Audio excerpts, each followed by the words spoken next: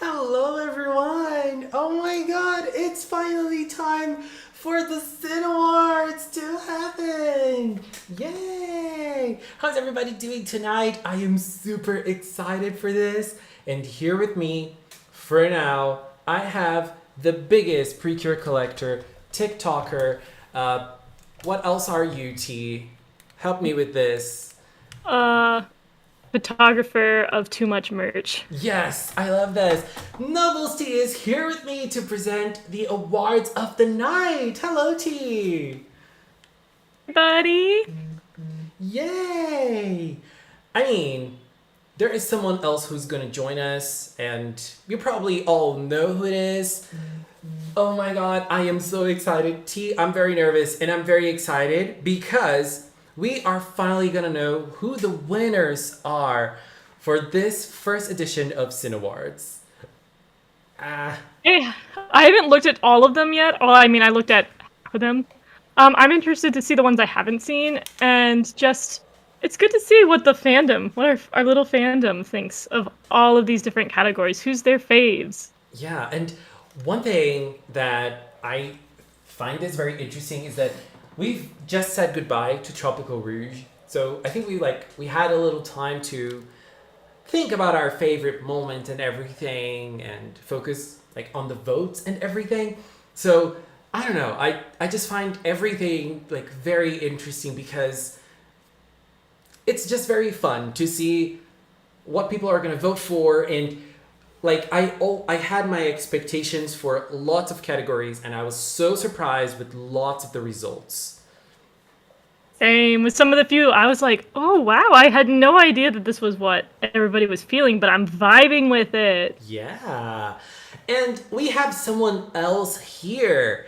Hello, the producer of Magical Cinnamon. Hello, Inu. Hello, hello. Sorry I'm late. Had to finish work. Ah, see? Gotcha. You're late this time. I'm not. I was not late. I was not late at all. Well, when the Yes. boss calls, you have to answer. So, Yeah, you're right. I'm your boss too. I was gonna say Cinnamon called us and I picked up. I think you got that the other way around, upside down there, bro. Oh my god. Okay, so as we have my other two presenters here with me tonight, I want to give a very, very big thank you to someone who was like fundamental to the Cinnawards, which is Mugen. Mugen is one of the mods for the pre-chord, and Mugen basically did everything for the Cinnawards. He really got everything down, all of the categories, and he put everything on up to voting. He wrote like great texts for each category.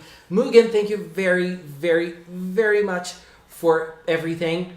This would never have happened without you, so thank you, thank you.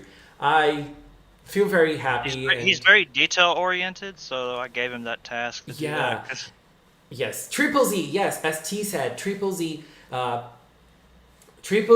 17, if I'm not mistaken. I don't remember exactly. So yeah, Mugen, thank you very much. We love you, as Lindsay said. So thank you very, very much for this. And as we're here, I have to say thank you to another very special person who is Inu. Because Inu is the mastermind behind the Cinnawards.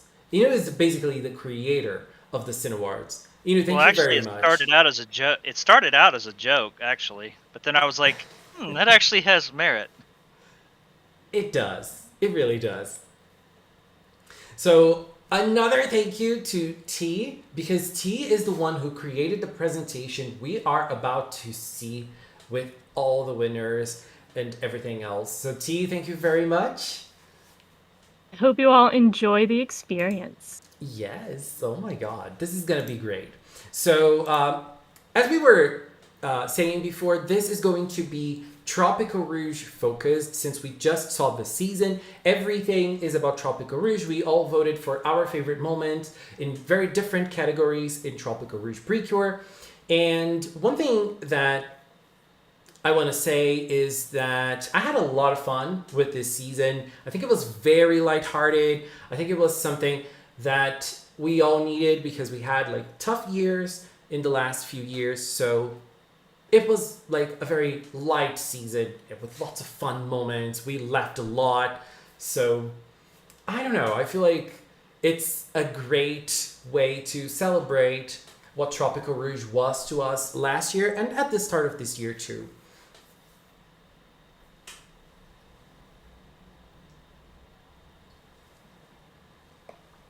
And all the voting happened on Discord. And I want to say also, I want to give another thank you to all of the members of the PreCure server, especially the mods of the PreCure server, because they all helped a lot with all the categories, because it's very hard to come up with the nominees for each of the categories, right? And, you know, we were all able to narrow them down to 5 to each category, so that's what we did. It was not easy at all. Yeah, I think we had 18 or 20 people do the committee voting basically to narrow it down. Yeah. Because in some cases there were some that had almost 15 different choices. So Yes. It was really tough to narrow it down. There were so many good choices. I can't remember if we all chose 5 for each, or if it was 2 or something like that. I don't remember, but I don't either. I'm blanking. And another thing that before we start, I just want to say another thank you to Mel, who was the one who did this art of Curious Cinnamon holding the golden kururun, who is a good friend of mine, and also Magi, who created the pixel art for the golden kururun trophy. So let's start. Girl, I'm very excited for this. Let me open the chat here on yeah, my I meant cell to ask phone. you if that was Mel that did that, because it looked like her style. Yeah, it was. She was the one who created it, and I think it looks gorgeous. I love this art so much. Oh my god. And oh my god, no. Okay, so I have the chat here with me because I'm gonna open the presentation on my computer, and I'm not gonna be able to read the chat with the at the same time. Okay, so where is OBS? It's here. Where is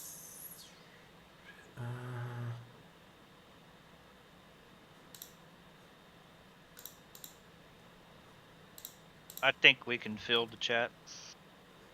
yeah, please do. We got this.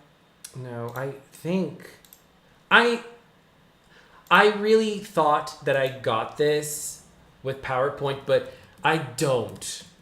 Sorry, OBS trolled me here because I thought I had the right window, but it's not. When I opened the presentation, it just You could becomes probably something download it. else.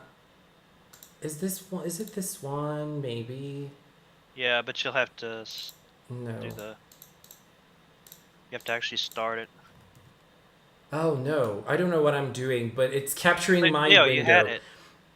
Did I? I didn't. Yeah. It was not Yes, you it. did. Yeah, but Leo, when I yes, you did. open, We saw it. but when I open, oh my god, when I open it, it becomes something else entirely. It I might not think. work in present mode.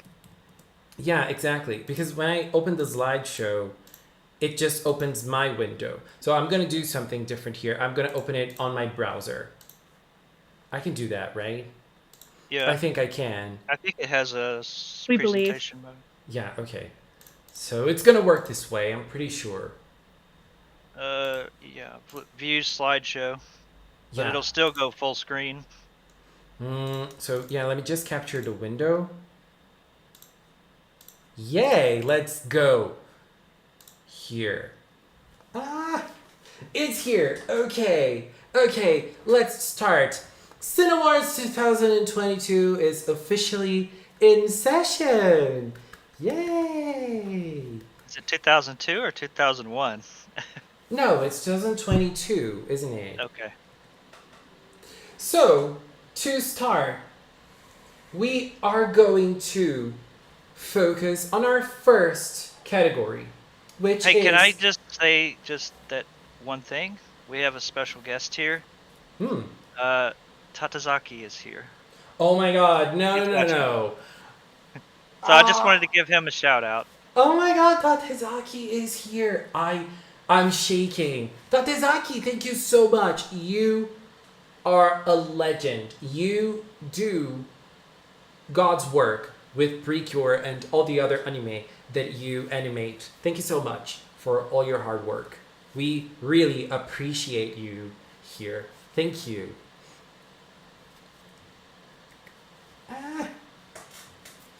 Anyways, let's start with our first category, which is Best Cure Debut Episode. And, well, this was very clear right from the get-go. We had 5 cures, we had 1 debut episode for each of them. So our categories are obviously Episode 1 with Cure Summer's debut, Episode 3 with Cure Coral's debut, Episode 4 with Cure Papaya's debut, Episode 5, Cure Flamingo's debut, and Episode 17 with Cure Lemaire's debut. So I think that when we get to Cure debut episodes, I feel like all of them are very strong. Independent, like I'm not only talking about Tropical-Rouge, I'm talking about PreCure in general. I think that we can all agree that usually debut episodes are very strong.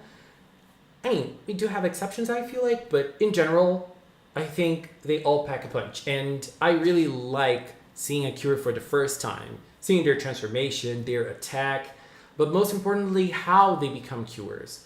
That is always very important. So I really love debut episodes.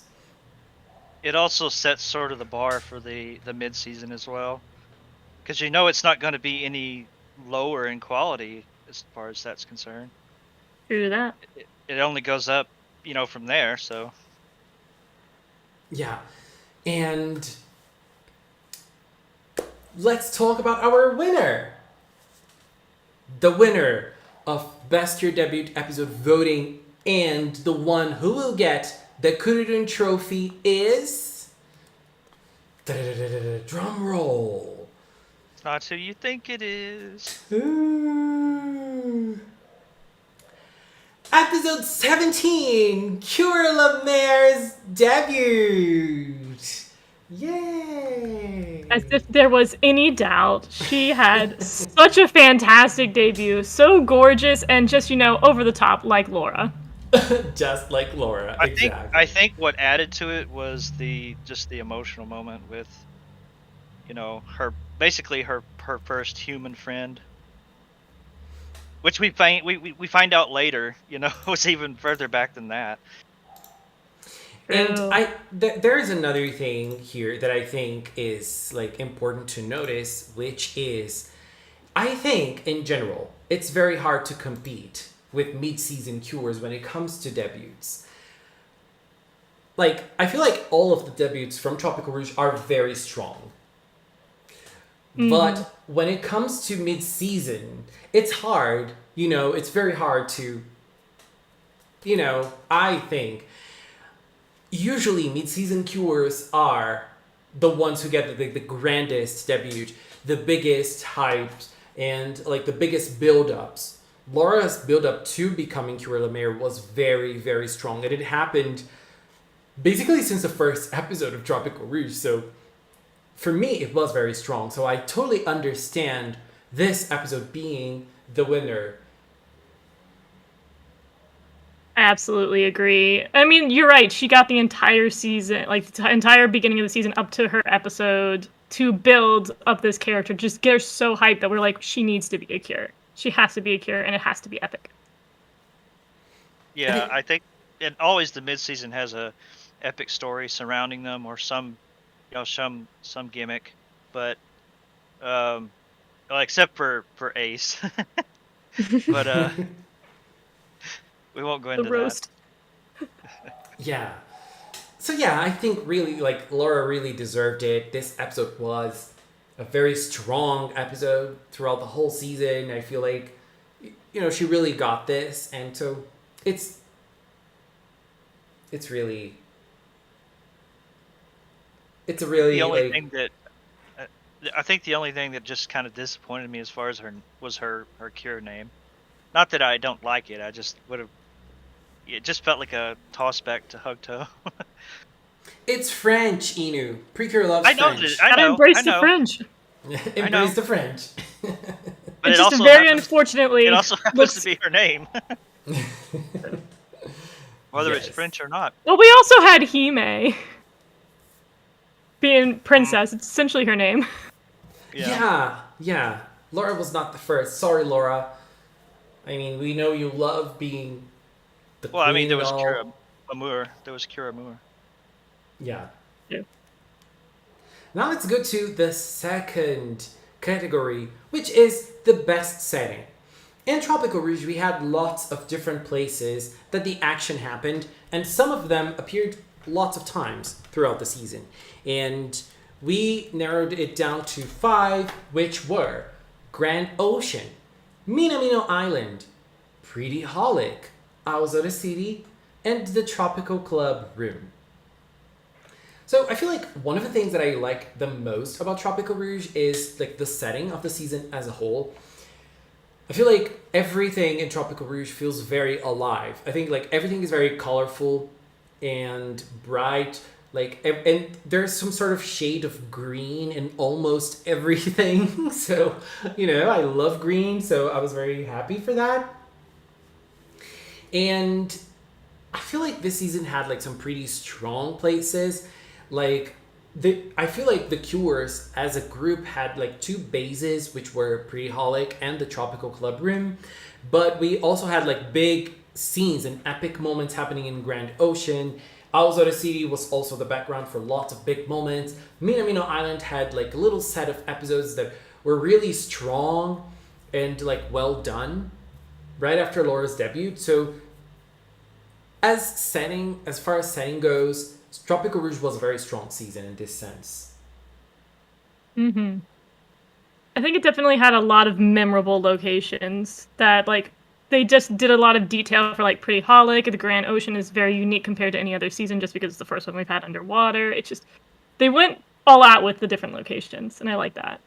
Well, we did have a different location in Maholsky, and it was underwater. But I get what you're saying.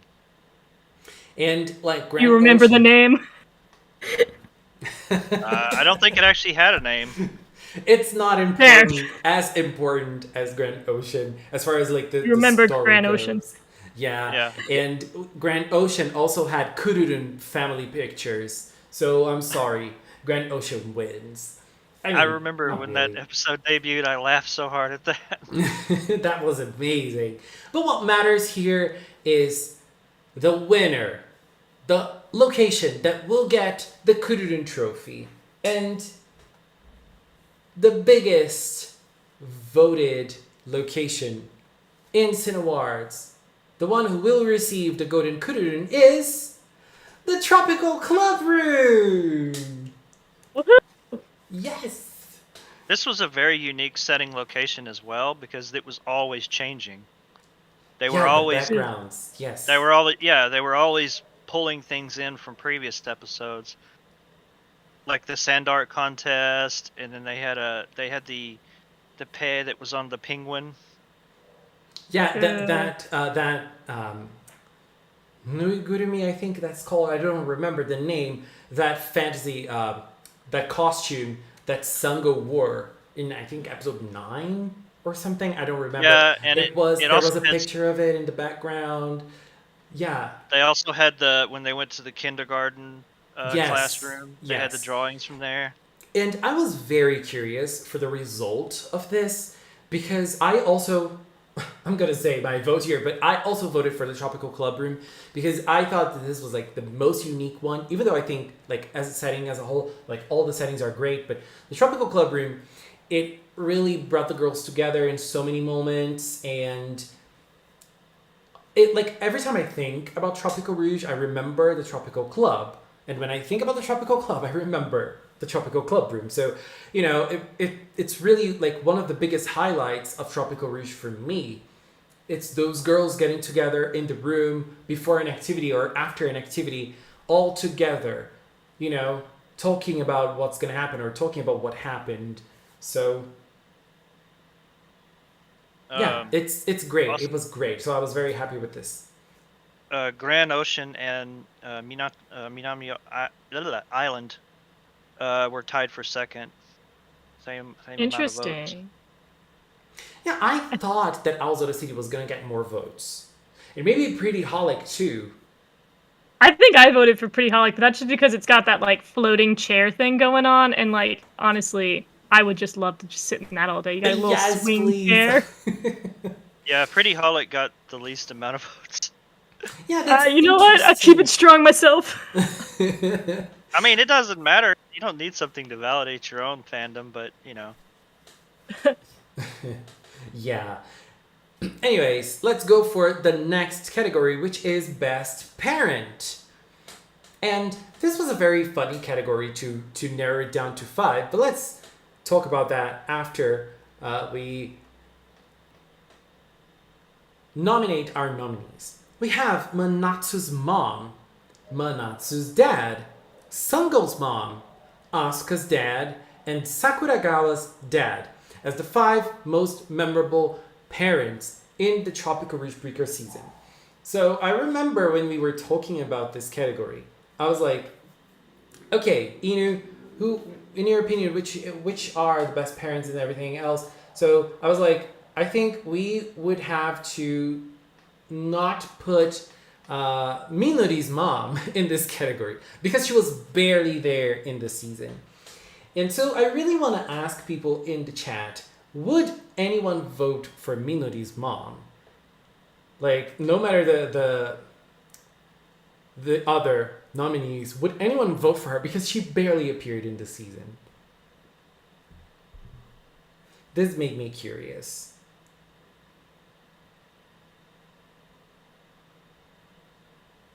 Sakuragawa's dad is Chad. He really is. He is a Wata, the name of an idol fan in Japan. So I was like, okay, I can relate to that. I love the parody of the group that they were there to see. Yeah, they were gonna. Yeah, Instead of teenage idols, it was grandma. yeah, that was Yeah. very cool. You can find any type of idol group in Japan nowadays. I don't know if that's a real thing. I actually looked to see if it was. I couldn't find it. There is. I wish it was. There is an idol group comprised of like older women, like women in their 50s or so. I don't know if they're still active, but it existed in AKB48's prime because like idols were the thing. So Well, this one was way further up there than that, if I remember correctly. okay. And well, we did like in this category we did have Manatsu's dad who's very hot, but let's showcase the winner. And the one parent who gets the golden kururun is Manatsu's mom. Ooh. I want to say she held my vote. I really liked her. I like it when they make the moms fun and not just like very stereotypical mom. She's got like all this energy, and she also very much seems like Manatsu's mom with the way she behaves. Let's not forget the story she told about how she met Manatsu's dad. Oh my god, that was awesome. Octopus. Yeah. And one thing I really like about Manatsu's mom is the fact that she is like Manatsu is someone who is full of energy, and like she is full of energy every single time. And both of Manatsu's parents, they always match her energy. They always let her go with her energy. They never really cut her off, or like they're really able to be parents and embrace how Manatsu is. And I feel like I don't know if it's because we saw her more, but I really think that Manatsu's mom was able to embrace Manatsu so much as the way she is. So I really loved that about her. Like she always validated Manatsu's attitudes. Another thing about her is that even though we didn't have the time skip like we've had, not really in recent time, but before Healing Good, you can kind of derive that basically that's how Manatsu's going to be when she grows up. True. Maybe with a little bit more craze. But Well, yeah. I mean, And let's as you not get older, forget, you do slow down. let's not forget that Manatsu's mom held Kururun in the last episode. So that's epic on True. its own. She already had the award before we even came up with it. Oh my god, true! Oh my god, definitely. Though I do have to ask, the real question that's burning in my mind, which of the 3 dads does Leo think is the best?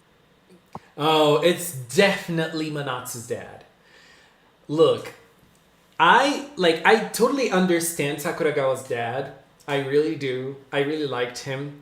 Asuka's dad, we saw him very little. Even though he had his big moments with Asuka, I think like he really I think we were able to see him enough. And Manatsu's dad, like since the first episode, we saw him in the first episode and I was like, oh my god, he's so hot because he is hot. And there is one thing. Oh, will I share this? I will share this. He has hairy legs, and I love hairy legs. And he is also another parent that I really like because of the way he deals with Manatsu. And there was one scene when he was talking about what he wanted to be in the future when he was a child. And one of the things he said that he wanted to be in the future was a firefighting truck. I did love that. That is such a child thing. It's not even a hyperbole. To want to be, you know. He was being literal. He was It being wasn't even a literal. hyperbole. Yeah, he was being literal, and like I love like this is one of the things that I love about Tropical-Rouge. Like it's never afraid to go all out, and children sometimes are like that, you know. Children are like that sometimes. So you can really Absolutely. understand that in the way he was talking about it. So I love that. Anyways, now it's time to talk about the characters who scared us in this season, but not really because they weren't that scary. They were all very funny and charismatic. Let's talk about the best villains of Tropical-Rouge PreCure. We basically had 5 villains in Tropical-Rouge who were Shongire, Numiri, Elda, Butler, and the Witch of Delays. Basically our 5 villains. We had the 3 generals, Shongire, Numiri, and Elda. We had Butler, who was basically the one after the Witch of Delays who was the biggest villain of the season, like the big boss, but not really, of the season. And I think, like, for me, this was one of the strongest villain groups we've had in PreCure. I don't I know agree. if we can call them villains because they're not that evil. Like, none of them are. But they're so charismatic. All of them are so charismatic. I really loved the 5 of the villains. Like, so much. They felt like one big family, and I loved that so much. Yeah, that dynamic, that family dynamic, especially between Shongire, Numiri, and Elda, like, it was super strong. So, I loved them. A lot. And, like, there is something special to talk about each and every single one of them. And Butler was the one that I felt like at the start, like, he was just, like, obsessed with the mission. But at the end, I was at least able to understand Butler a lot, and I really liked how everything ended for Butler. Oh, poor Butler. But I really loved it. I really loved it, and the Witch of Delay's story was very surprising and very on brand with what Tropical-Rouge wanted to bring. I feel like, so I loved that a lot. I love the plot twist with with the Witch of Delays. That was such a pleasant surprise, and I'm glad that they made the villain that interesting instead of just having a villain that's just like objectively evil. Yeah, we did have that with Healing Good. Like, so it's like a nice change of pace to have Yeah. something like that. I love how we went from having like one pole to the other. Like it's so refreshing to see us completely shake up what we did last season, because last season was very serious and our villains were very evil, and this season we got to have a little bit more playfulness. And I feel like having it come off a season like that instead of comparing it to a season that's very similar is really like just super refreshing and nice, and it's so much easier to appreciate it. Yeah. So, the one who will get the golden kururun out of those amazing villains is, to no surprise, I think, little Elda. By a mile. I'm so happy. He got 61% of the vote. Yeah, Elda really swept the votes in this one. And she was a clear favorite of the fandom since the start. I totally understand that. She has a very cute design, and I loved her personality so much. I really love that. Oh, go on. No, yeah, I just wanted to say, like, the way she always wanted to play and never want to work. Girl, this is so relatable. We can understand you. I adored the episodes that they gave her. Like, I'm glad that they gave time to really get to know her. And I really love that they created this relationship with her and Manatsu. They just had such a cool vibe going on. It was so cute. Remember that episode that Kururun gave her a Kururun cookie? Yeah. That was one of the very last ones. Yeah, and... Wait, no.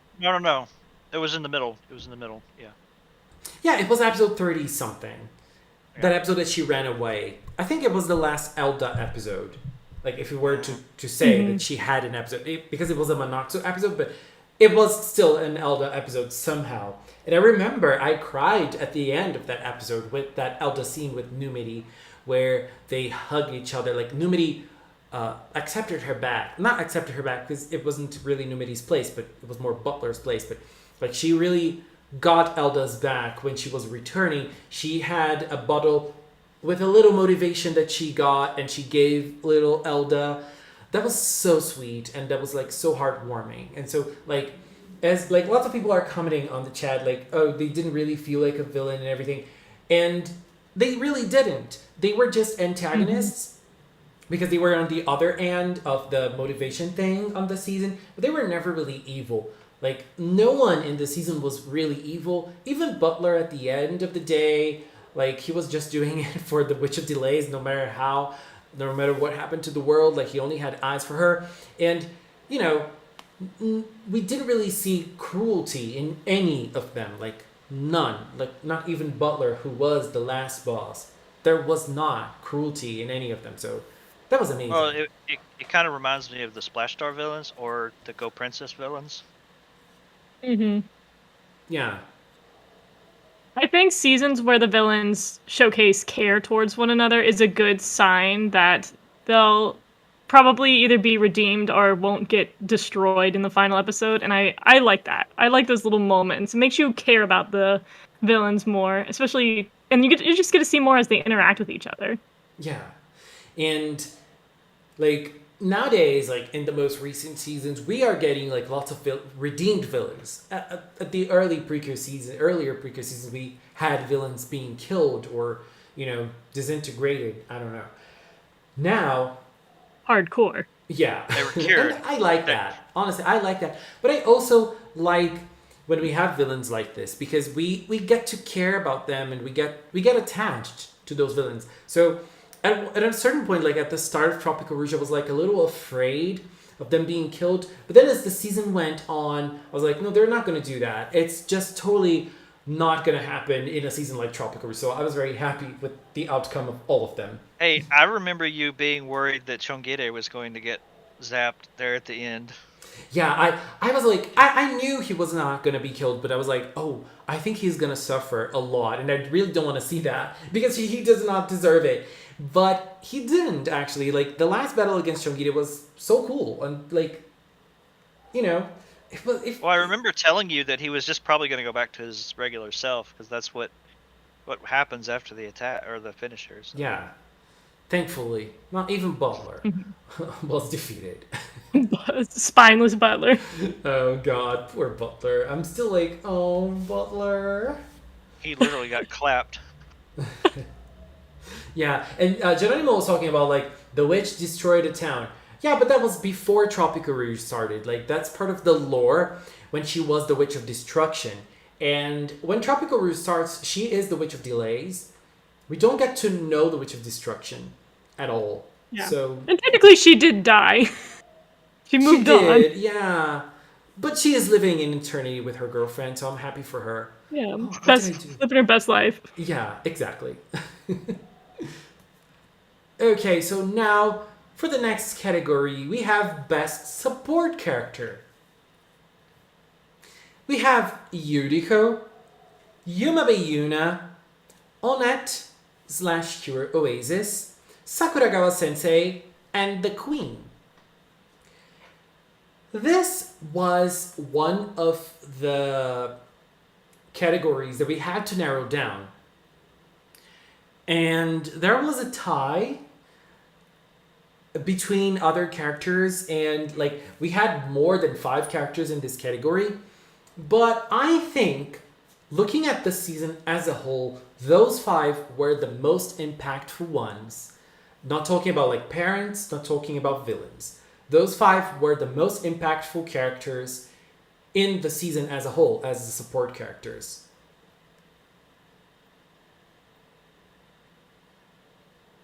And some of I them love this. even more impactful, not just on one character, but multiple characters. Mm-hmm. I love that the season had such a strong supporting cast in general. Like, it's a good problem to have that there's too many great and amazing supporting characters. And I definitely love the lineup we have here. And just, again, like Inu said, that they affected more than one character. It wasn't that they were all completely matched up to only one sole character. They affected members of the group across the board. Yeah. I think the only one who like really only affected like one was Yuna, who was like big on Sango's storyline. But Yuna kind of also had a reflection on Laura because like everything. Yeah, I was gonna say you got to include Laura. Cause... Yeah, because everything in Tropical-Rouge has an impact on Laura. Like they're all able to tie the story to Laura somehow, and like Yuriko is a big character in Asuka's storyline, but she is so crucial to the Tropical Club in general. Like, she is kind of an antagonist of the Tropical Club in so many instances. And that created such a nice dynamic in certain moments of the season. And I really liked her. But let me just give a shout out to Sakuragawa Sensei because I absolutely loved that episode that focused on her. 25 or something.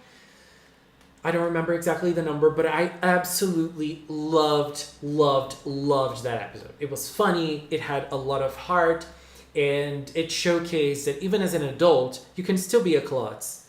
If you do things right, if you have like heart in the right place, you can still be a respected adult, even if you're a klutz. So I love that. Absolutely love it. I love a silly teacher, and I love that she kind of like fell into the shenanigans of the Tropical Club. That was just so hilarious. She did. That was amazing. But we need to have a winner. And the one who will get the Kuririn Trophy as the best support character in Tropical-Rouge PreCure is... Yuriko! Yuriko was a very strong character. She got almost 55% of the vote. No surprise there. Yeah. No surprise there. I agree. Cure Oasis was second. Yeah, I was a little surprised that Cure Oasis did not win. For one specific reason. We put up the voting after Tropical Rouge was over. And at the end of Tropical Rouge, like at the last few episodes of Tropical Rouge, there was so much hype for Kira Oasis, and she did so much in the season that I thought that she was going to win. I thought that she was going to be the winner of the support character because she did a lot. But at the same time, I feel like Yuriko really deserves this as well because Yuriko impacted this season in so many different ways. She has an amazing design. She has an amazing voice actor. There were so many great moments that Yuriko did And there. it impacted the fandom too, because we all thought that she was going to get a 11th hour cure transformation, Yeah. just based upon the fact that she had a pretty unique name, and that's usually a telltale sign. Yeah. Yeah, She's we a all modern wanted, hearts in we her all eyes. wanted, we all wanted Cure Swan. Oh. We lost. I But yeah. do love that she played such a fantastic role as a rival because like she did play an antagonistic role to the club, but that just caused them to continue to evolve and get better. And if it wasn't if she didn't exist and they didn't have that kind of conflict, the Tropical Club first of all would not exist at all. And then you also wouldn't see the club pushed to be better, put on better performances, come up with creative ways to find solutions, and then of course everything she did for Asuka. Yeah. Their antagonism, I know it was very subtle, and some just didn't quite get it in the first part. But it was pretty well written there because it's more, Asuka. They're much older. They're 17, so it's not going to be like a difference between like how Akko, for instance, acted. I don't think in they're relation 17. I think they're 14. Oh, maybe I'm thinking of. They're going to high school. They just Yeah. finished. Don't get her confused Sorry. with the other Yuri. Yeah. Sorry. It's been a long day. Yuri Yeah. on the Anyways, brain. but the way they were trading barbs with one another was very subtle, especially the first episode where we first see them together. I loved that. There was so much shade towards one another. It was incredible. I really loved their dynamic. Yeah, it's nice to have like conflict, but it's subtle and it's got that more mature thing compared to like a lot of other seasons when we've had two characters kind of go at it with each other. It's always like very blunt, like very mean. It's noticeable. This one, it was just so subtle and such like a mature slight at one another, which is something we haven't really seen before. Yeah. Yeah, it was episode 5 where she was like Asuka first said like she was saying her name. She was saying her title. No, she said it without her title. She said her name without her title. Yeah, And they well, called her president, and Asuka didn't. Right. And so that was like, wow, that's kind of shade. Yeah, that was definitely. And it's interesting that you noticed like rivals in past seasons of PreCure because we usually have loud rivals like Hime Yeah, they Nojo don't and Star do that. Twinkle and Absolutely, Himenojo. the Twinkle's rival in Go Princess, like she was like a loud girl too. We had that rival from Doki Doki from Rosetta. Was it Alice's rival? Alice had a rival, yeah. Yeah, they're usually like the loud type. Saya had a rival in Hakuto. They're very loud. I think that the only time we had a rival who was not loud was in Star Twinkle, that Madoka had one. But she had a very, very minor role in the story. And now we have Yuriko, who is this different type of rival who had an intrinsic role in the season. Like she was definitely super, super important in so many ways. Love that. Yeah, we couldn't have had an Asuka the way that she was without her. Yeah. At all. Definitely. I don't think definitely a sun in the moon moment. Yeah. Right. Is that a Star Twinkle reference? I mean, it could be. Now let's talk about voice acting. We had great voice actors in Tropical-Rouge. Usually in PreCure we do have like voice actors who are awesome. And in this season we had certain moments that really called our attention. Let's talk about them. In the 5 nominees of the Outstanding Voice Acting Moment, we had episode 40 with Minori's legendary Papaya, episode 46 in the tearful moment of Manatsu's crying in the play. We had Laura's response to Manatsu during the play in episode 46. In episode 39, we had a very heartfelt moment of Sango talking to Manatsu at the beach. And in episode 31, we had an impactful moment of Asuka talking about her past with Laura. When we get to like those big moments of each of the characters, voice acting is something very intrinsic to make the scene work. And this is like those are all those 5 moments were big moments in all like throughout the season. I loved all 5 of them, and I think that all the voice actors did a stellar job in terms of how they portrayed their characters. Absolutely. I mean, this season, like, despite it being very silly majority of the time, like, when it came down to, like, having a dramatic moment, the voice actors were there. They nailed it. This is a tough category in general. Definitely is.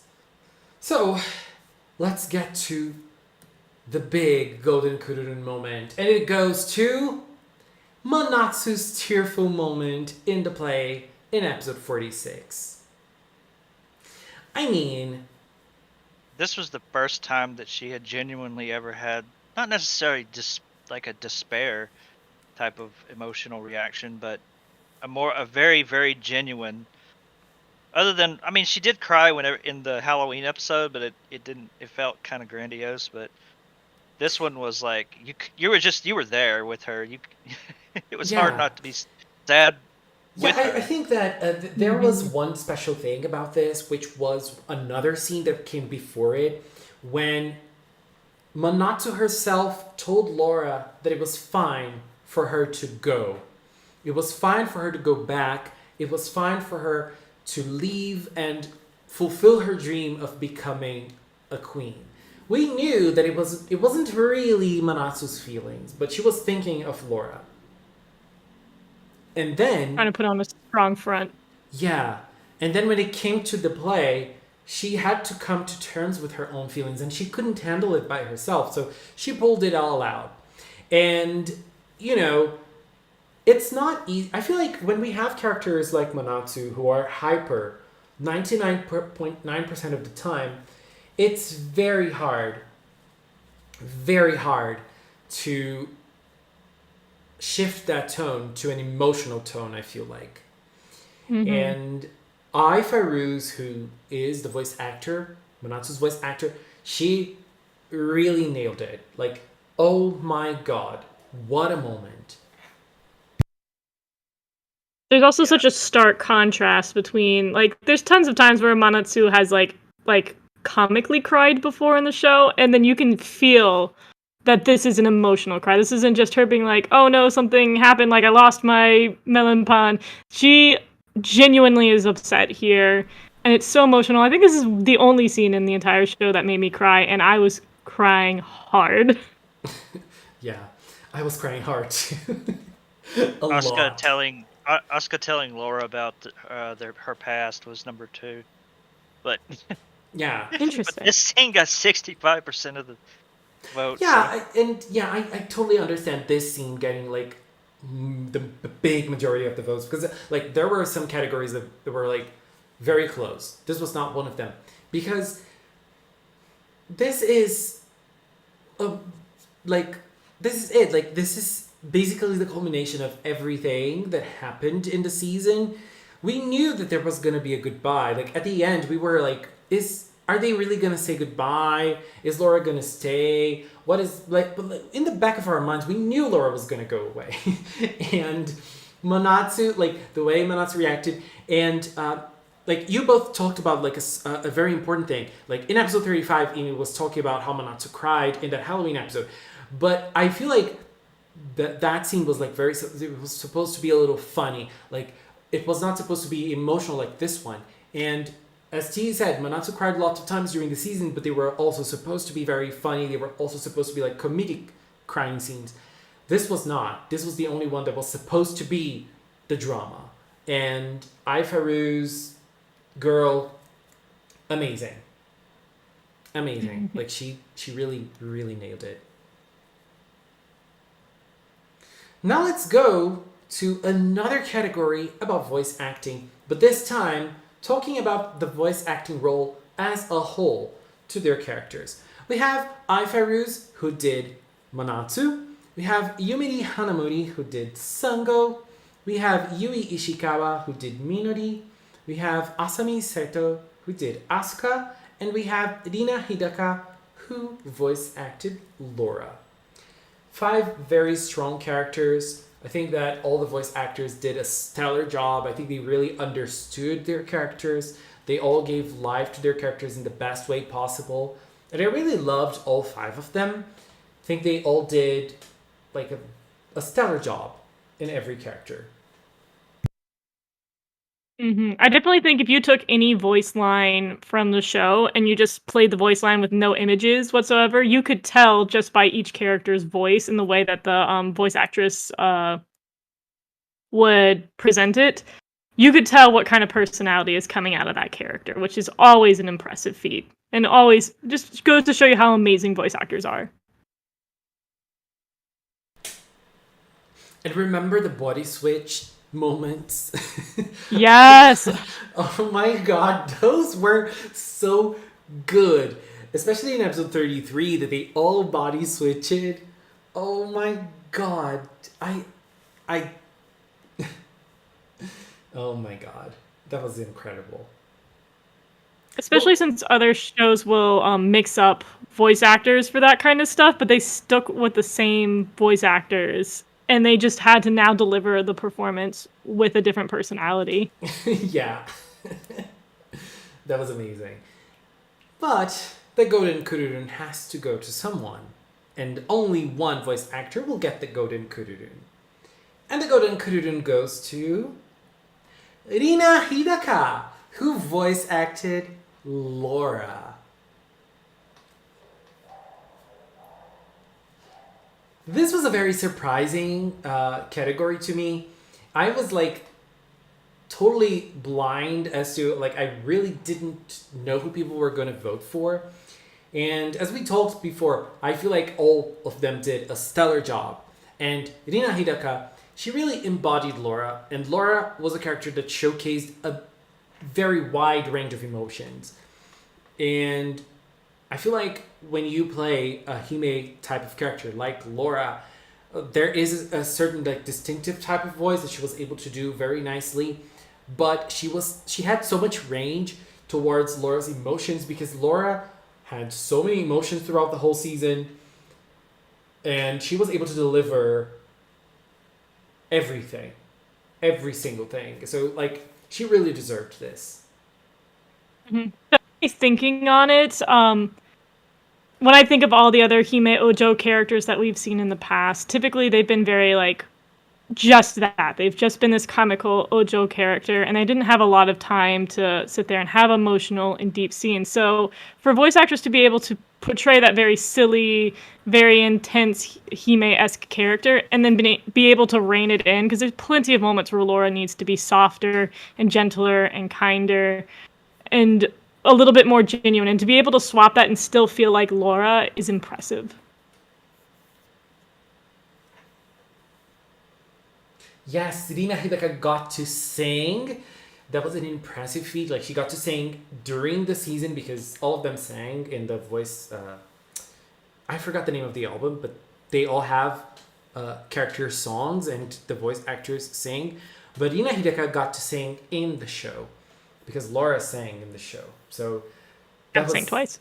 Yeah, that was impressive. Like really, it's really great. She really did. Like she really embodied this very special character. I feel like we're gonna remember Laura for years to come. We're all gonna go back to that awesome mermaid who became a cure and then who became a queen, and you know all that jazz about Laura. Absolutely. Yeah. Now let's go to best animation. This is a category that I love because I really like when we have those outstanding moments in animation, in any anime, and PreCure has lots of those moments. So for Tropical-Rouge, we had episode 23 in that great scene of Kira Lemaire versus the Stone Yaraneda, In episode 29, we had the Tropical-Rouge PreCure girls versus the Water Yaraneda. In episode 33, we got a Kururun transformation. In episode 38, we had that gorgeous Asuka Yuriko tennis match. And in episode 45, we had the Tropical-Rouge PreCure girls versus Butler. I think this was another category that was very hard to narrow it down because there were other moments that could have been here. Definitely. This was definitely a tough category because these moments really brought the animation, and also very different ways. Like we got the very intense Sakuga for 45 and 29, and then we've got a kind of a different variety going for like 23 and then 38, and then 33 we got the beautiful just like transformation experience. I love that. The Kururun transformation was so cool, and it was very surprising to see like they really animated a whole transformation scene like with the quality of a regular transformation scene just for episode 33. How amazing Impressed is with the that? season. They did that. They also did that with Oasis, and I was just impressed that they sat there Yeah. and made all these nice transformation scenes for these characters. But Kururun's not was just- just chef kiss. Yeah. Not just one, but two extra banks. Like, what the heck? Yeah. And this is a moment that I feel like it's not surprising at all that the Golden Kururun goes to the Tropical-Rouge PreCure girls versus the Water Yaraneda in episode 29. I remember when I was watching episode 29 and I thought that episode 29, just by itself, it looked better than lots of the PreCure movies we have. Lots of them. Like, it really felt like like movie quality to me. The animation was out of this world.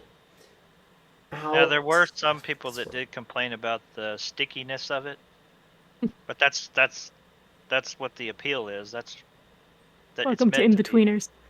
Yeah, Look, it's I'm meant sorry. to be that way. I'm sorry. If you are complaining about the animation in episode 29, girl, I don't Well, know. it wasn't just 29. Just disconnect. Go out of the internet. 45 had the same complaint, but I don't think people understand that that's the way it's supposed to be. Yeah. I mean, it reminds me very reminiscent of Hagato, because I know the earlier episodes of Hagato had a similar kind of appeal to them. But the animation was just glorious. Yeah. And I'm going to be very honest. I love those weird shots, like those in between frames. I love them. They look weird, but I love it. They add so much personality to the whole scene when you watch it animated. It looks so good. And like this episode was very surprising. You all know that I am not the biggest fan of fighting scenes in Tropical-Rouge. And like I've been complaining. Oh, I didn't notice. Oh, really? I've been complaining about that since the start. And when I saw episode 29, I was like, okay, the season doesn't even need to have another good fighting scene. Like, I am already sold just because of this one. Because as I said, like, it felt like I was watching a PreCure movie. It didn't really feel like an episode at all. Do you remember when I was messaging you during that episode? I did, and I I was was like, freaking oh. out. It was so gorgeous. I was like, no, Inu is just exaggerating. He is just exaggerating. And when I watched the episode, I was like, no, he was actually holding back. I didn't give it enough justice. Because, girl, this... Because I was trying not to spoil you at the same time, but I felt like at the same time I needed to hype it up. Yeah, and this episode brought so much. And, like, the animation of this episode was not only great in fighting scenes. Like, everything, like, every single thing about this episode was gorgeous. Like, we had a dream. Manatsu dreamt at the start of the episode. It was a great scene with great animation. And then I remember, like, Manatsu and Laura were walking in Aozora City. That was another scene that was greatly animated. It was very simple, but it was great animation-wise. Like, it was great every way. But since we're talking about animation, it was awesome. And we had the Kururun moments, they were also great.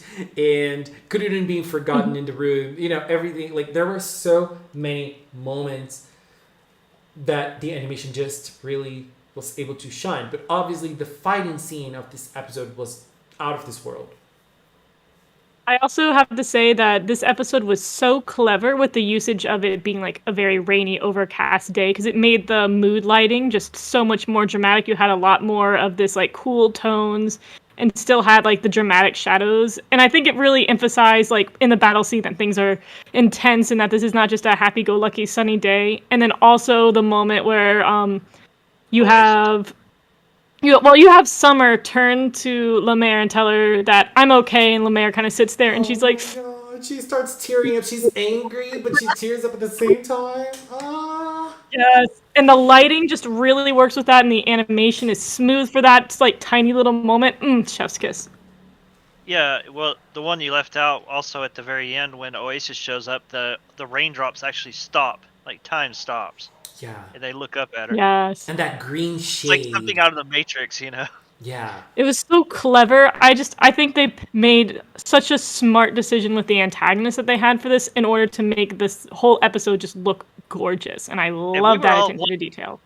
And we were all wanting him to come out. Come on, you need to fight. Come on. Butler, come on, where are you? And that was great. Definitely great.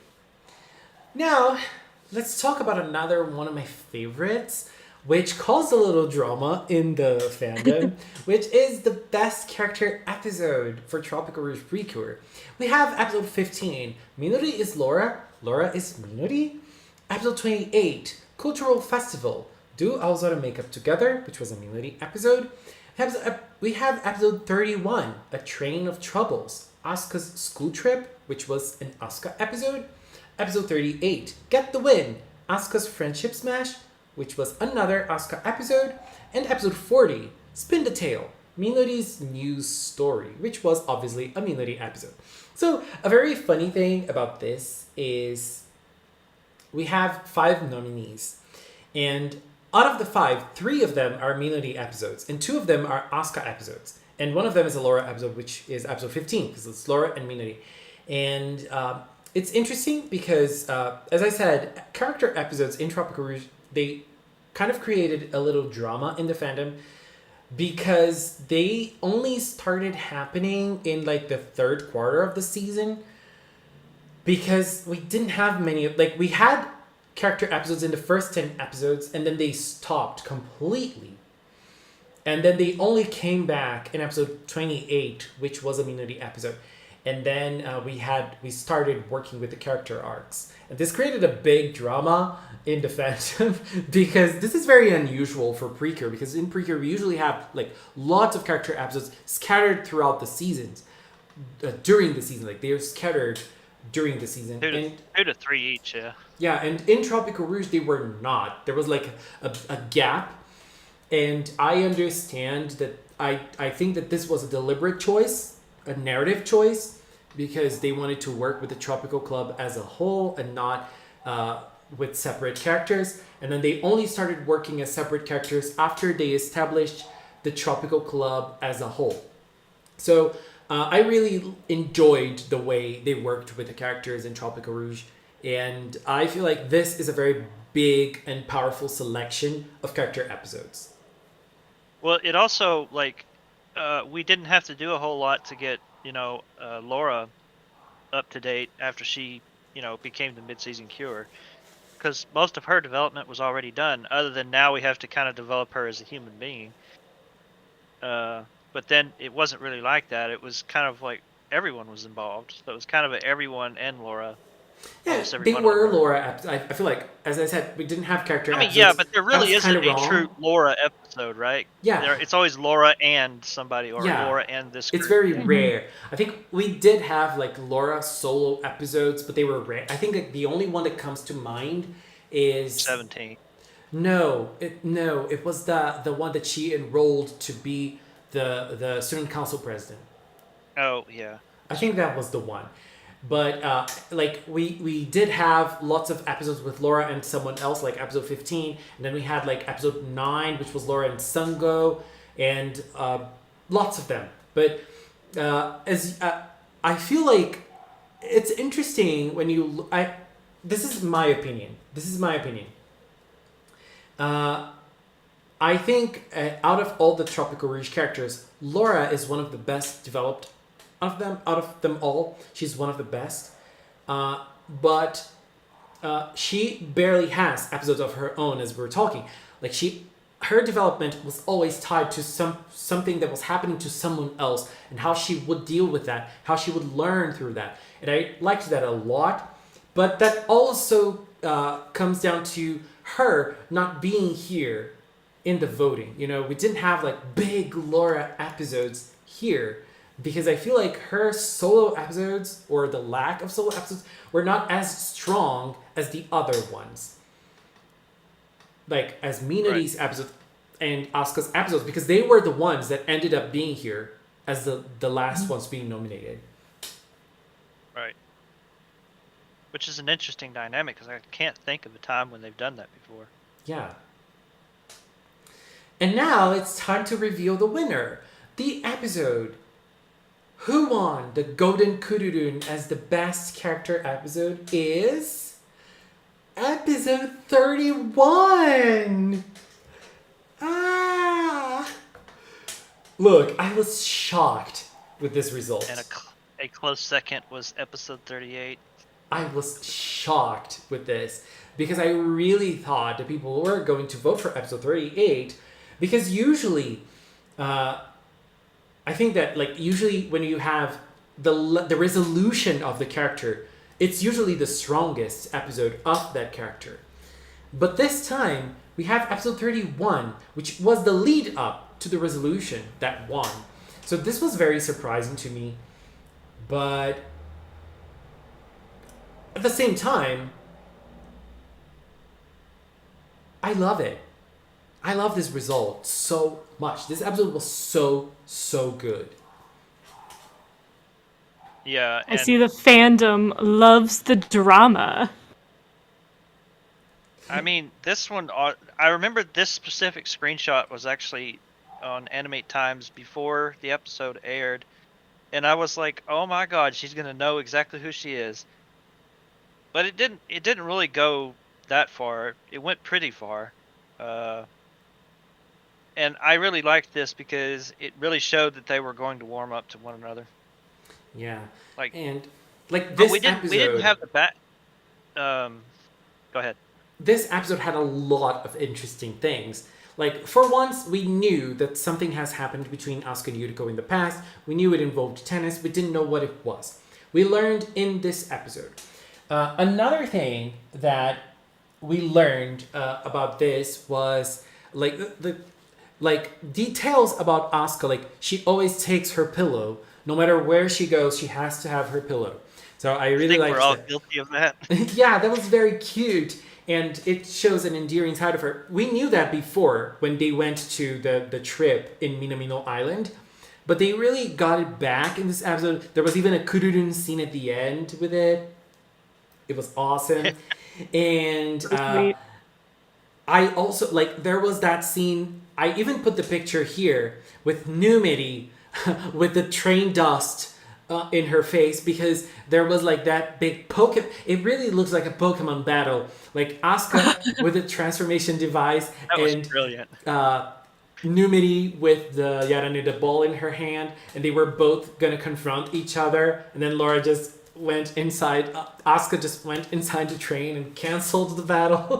I love that moment. The smartest move ever. Yeah. And another thing that I really enjoyed was the big moment when Asuka told Laura what happened between her and Yuriko in the past. Because, like, I feel like one of the things is that it really showcases how Asuka grew as a character, because she didn't trust anybody. And, like, when the show started, we knew that there was a secret, but she didn't really feel confident about talking about that to anyone. And there was also the fact that Laura was with her. And Laura is a person with basically no filter. So she was able to ask her about it. If it were one of the other girls, maybe they wouldn't be able to start the conversation and press on so that Asuka could talk about it. And Laura is someone who has no filter when it comes to this. And so this combination of Asuka with Laura and Asuka opening up to Laura made a lot of sense to me. And that scene on that, like both of them on the upper side of the train with the sun setting, I loved that. Loved that. Mm-hmm. And then there was another thing that I loved about this episode, which is usually when we have character-focused episodes in PreCure in general, like character stories, the last episode is usually when we're going to have the most intense battle of that specific character. Obviously, there are seasons that this doesn't happen, especially in the latest seasons. I feel like it's not really happening this way. But usually, like in PreCure as a whole, I feel like this happens. But in Asuka's case, in my opinion at least, episode 31 had a better battle than episode 38, which was the last Asuka battle. Like, it was the resolution of Cure Flamingo. But 31 was better. But in terms of animation, 38 though, that's hard to. Not the battle though. Yeah, not the battle, but the leading up the tennis match. Oh no, the tennis match. That's why we put the tennis match on as a contender of best animation scene. It didn't win because we had episode 29. Yeah, I know. It's just hard not to talk about. It's hard not to talk about that and this one at the same time. Oh yeah, definitely. But yeah, I feel like as a whole, episode 31 is the strongest. I really like that it won. Amazing. Amazing. And their close-up shots in that episode between one another in this picture here. Remember when when that scene was happening and Cure Flamingo was leaning towards Yuriko and I was like, what is she gonna do? I was like, my ship. Well, I mean, we were pretty much ablaze whenever this happened. When we saw this specific screenshot. Yeah. On the animate time. Yes. It was big. It was like, oh my god. And like, this was very important for that scene in episode 38 because Yuriko noticed.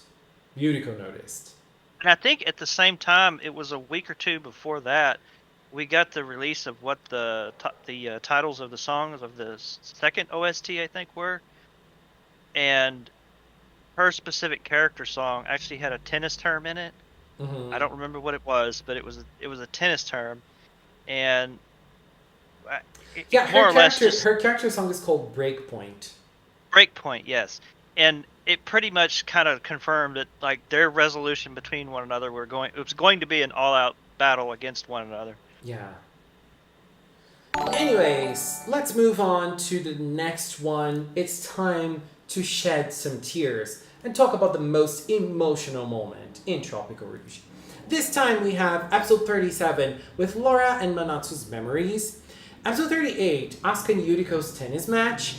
Episode 44, The Witch of Delays and Cure Oasis's reunion. Episode 36, Manatsu cries during the play. And episode 46, again, Laura's goodbye at the beach. I cried a lot during Tropical-Rouge, which is very funny because I am not a person who cries a lot. But I don't know, there was something about Tropical-Rouge that made me cry in lots of different moments. I think I'm getting like more emotional as I grow up. What is going on? And you're just a wreck. And I think that I talked about this a lot in my episode impression videos. I feel like Tropical-Rouge is a season that doesn't really want to make you cry a lot. It always tries to lighten up the mood. Like in the play, in episode 46, for example, you cry a lot, but then Manatsu makes a mess of herself and then drops the scenario on Laura, and then you just start laughing, and you cry and you laugh at the same time. And Tropical-Rouge like never really tries to make you feel like you're suffering a lot. It always tries to lighten up the mood somehow. That specific scene was funny too because Minori was the one to like burst out laughing first. Yeah, This poker face that didn't laugh or anything the whole season. and this was another category that was kind of hard to narrow down. We had lots of other scenes in the voting and narrowing it down to 5. I think we narrowed it down to a very strong moments nonetheless. Like I love the tennis match when Yuriko gives a big shot and then tells Asuka that she really wants to play with her. Like, girl, I love that. So many strong moments in this season. No, when they wanted to bring the heartfelt moments, they brought the heartfelt moments. They brought them. They were not afraid to do so. But we have to have a winner. I feel they're on par with Star Twinkle, which is probably one of the best emotional ones. True. I agree. But the one that the fandom voted as the most emotional moment and will win the Golden Kururun is Manatsu crying during the play in episode 46. I was a little on the fence about this one because it kind of had already won another category. Yeah, it's, you know why, I think? It's because it is probably one of the strongest scenes of the franchise. Because we've already talked about it and how powerful it is, especially because it's Manatsu and how she deals with her emotion throughout the whole season. And so I feel like this, and this, as the scene won more than once, it really showcases that it was like, it was that scene that impacted lots of people. And there was another thing about this, which is the following. When we were finishing the nominees and everything, I told Inu that I wanted for us to finish the voting after episode 45. And episode 45, yeah. 46 was the last, right? Yes. Yeah, and so I wanted to finish the nominees in episode 45 so that people could vote and we could do the Cinnawards before Delicious Party began. Because in the past years, we have a last episode which is more of an epilogue than a last episode per se. Girl, I was against it. So wrong. I was against it. Wrong. Ina was against it. It was like, no, we need to wait until the last episode. Gotta hold out. Yeah, and that was the best choice ever because there are so many things and so many categories that we put on episode 46 because like it's been a while since we had a last episode this strong because in the last few seasons they are making the strongest episode the one before the last. Mm-hmm. They're leaving the last one to be like more of a goodbye, more of a like they close up basically all the loose ends in the episode before the last one, and the last one is more of an epilogue. We get to know the new cure and everything else. And then Tropical-Rouge came and changed it all up with this strong last episode. Yeah, just a note probably for next year, we should probably change this to most dramatic moment. I feel like emotional is too specific. Don't you think? But emotional. I know, but all the other polls and stuff I've seen, they use the word dramatic instead of emotional. Yeah, but I think they're different things. I think they're different because like emotional, you can put on like dramatic. It kind of has a sad connotation to it, I feel like, and emotional not always. Like for example, when we go back to the nominees, episode 44 with the Witch of Delays and Cure Oasis is not dramatic. It's emotional. So, like, they're different things. I can totally understand dramatic. Maybe we could add to that category as well. Mm-hmm. Because they're different. Yeah. Either add it or we need to change it. Either one. Sounds good to me. Yeah. But now, since we cried a lot, another thing the Tropical-Rouge did to us was make us laugh. So why not talk about the funniest moment? And we had Frozen Kururun in episode 29, Jugemu Jugemu in episode 33, Manatsu and Numeri getting scared of each other in episode 22, Papaya never trying Papaya in episode 40, and Scene falling over Laura in episode 46. As we talked about before, this season had lots of emotional moments, but also funny moments as well. I feel like the screenshots speak for themselves. You just see how goofy and beautiful this season got. Yeah, this season was really crazy. And, like, when I saw that this season was going to have this mild PreCure director, I thought, girl, this is going to be so chaotic. This is going to be so interesting. And we were not wrong. We definitely were not wrong.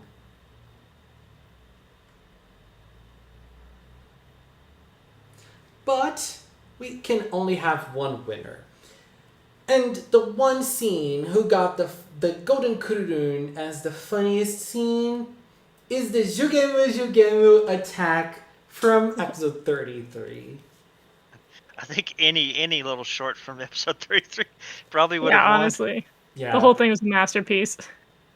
And, like, when I was watching this episode, I had to pause after the Jugemu Jugemu attack and watch it again because I was really not believing what I was seeing. It really looked like those YouTube poop things that people do. Yep, YouTube.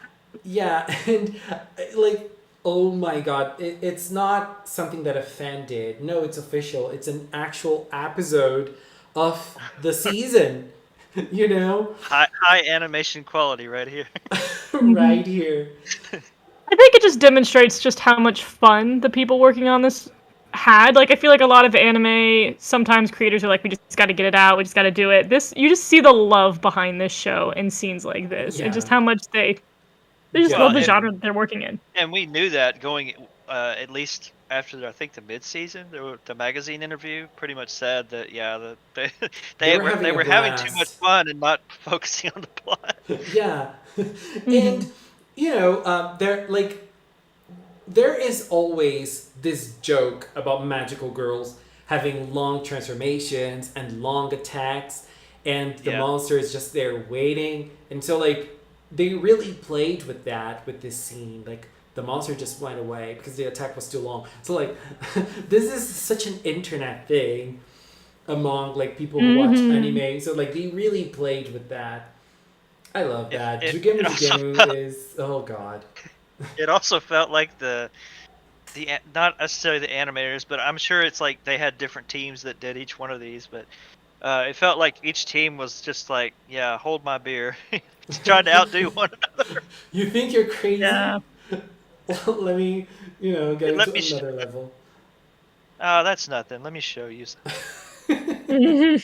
Yeah, definitely. Yeah, but this season, like, it really had, like, so many strong moments when it came to comedy. But yeah, I definitely understand this result because I laughed a lot with Jugemu. Like, the repetition of their solo attacks, their group attacks, like, oh my god, it was so good. And the way they created the name of the attack, incredible. Write everything on the chalkboard. Yeah.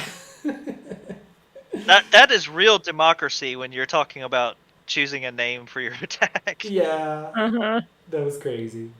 I think it was also sort of a throwback to when you remember when they first had their activities they were doing and they put their choices into the box and basically, everybody's knew who had voted for their activity or whatever.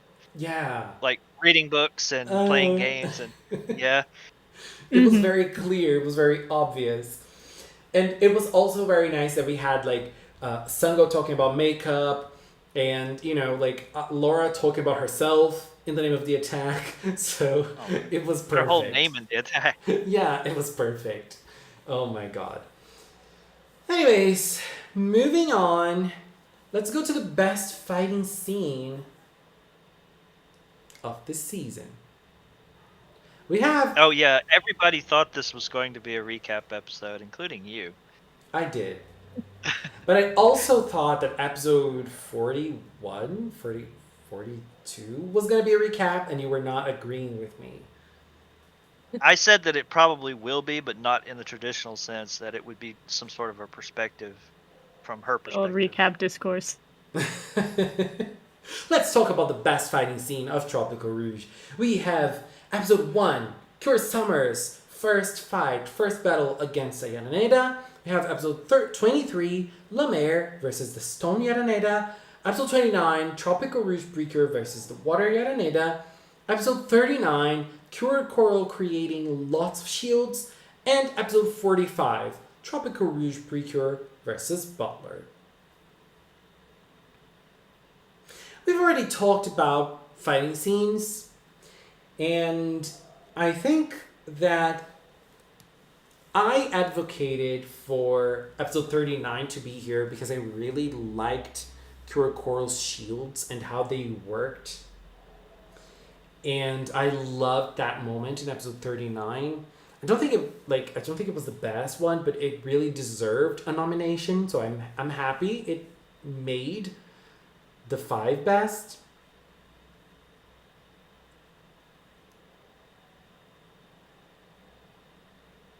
But I don't think we need to have a big drama over this reveal, because the winner of the Golden Kururu in the best fighting scene category is Tropical-Rouge PreCure versus the Water Yaraneda in episode 29.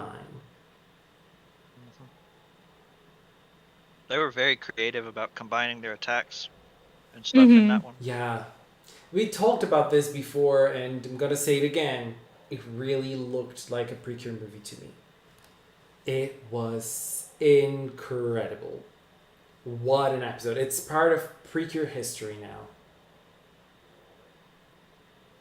It's also just nice to see them use their attacks outside the stock footage. Yes, When I I see love when we someone's do that. When I see someone's review of that episode, it's always using the Asuka like falling from the sky with, her punching. That specific little scene. Yeah.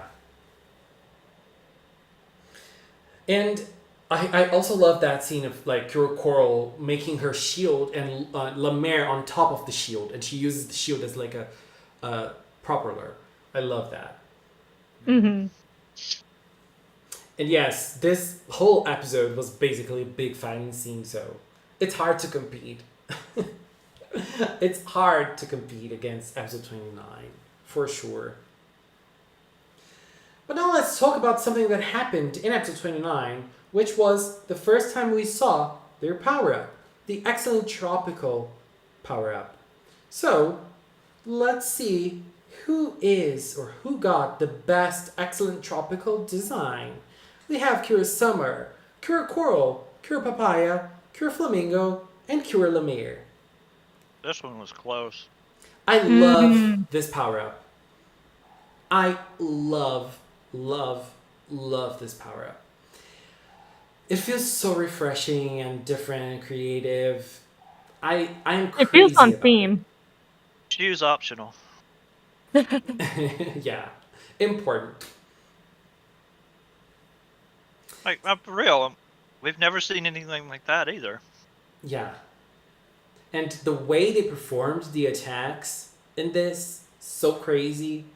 It's very Tropical-Rouge, like they go all out in creativity when it comes to how they perform the attacks and everything else. So I love that. I love those designs so much. It was a very hard choice for me. Big Sam. But we need to have one winner. And the girl, the Cure, who got the Golden Kururu in this category was Cure La Mer. But just a few votes, actually. Who was the second? Oh yeah, who was the runner-up? Your Summer. Oh, I voted for Summer. And then Flamingo was behind that. Oh yeah, but I voted for Summer. But, I feel like any Cure who got this would have been justified. but I do understand La Mer in this, especially this shot, because she really looks like a mermaid. Yeah, in it this. reverted back to her other form, but yet Right, it's well, the not. mermaid It's an style optical illusion. dress. Yeah, the mermaid style dress is so clever for this, and then they put the pattern on top of it. Love it. I love it. It's so thematic. I love it. Yeah. And her Yeah, it's like a pearl, mirage, the basically. pearl in her hair is dark blue now. I love this little touch up they did there.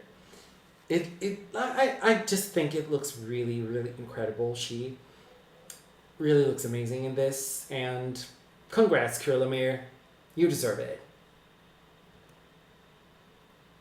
Now let's talk about a particular favorite category of mine, which is Best Attack. In this category, we have Moko Moko Coral Diffusion, Pun Paka Papaya Shot, Land Beat Dynamic, Marine Beat Dynamic, and Super Tropical Paradise.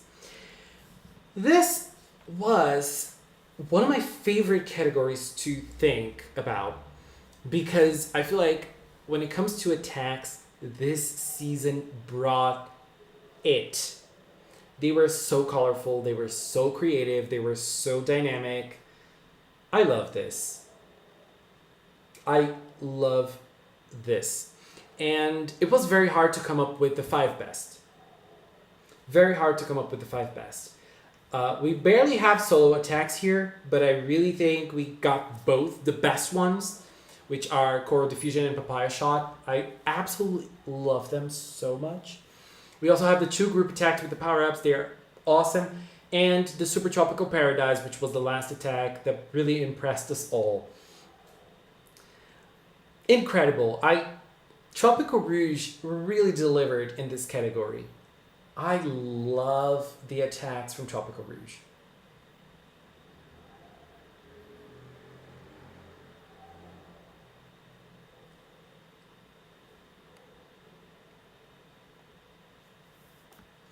But I think that the result is no surprise.